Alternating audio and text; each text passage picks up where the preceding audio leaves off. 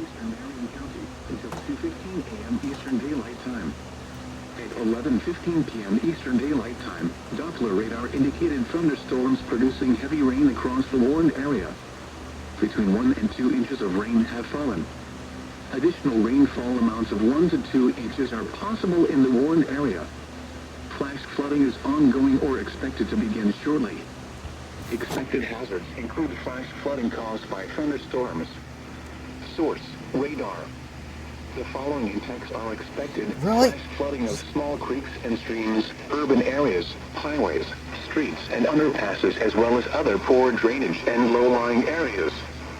Some locations that will experience flash flooding include Indianapolis, Lawrence, Beech Grove, Cumberland, and Warren Park.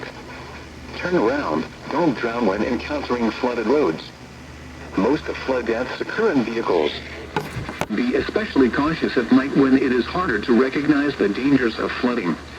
Repeating, a flash flood warning has been issued until 2:15 a.m. Eastern Daylight Time Sunday for the following county: Marion, Indiana,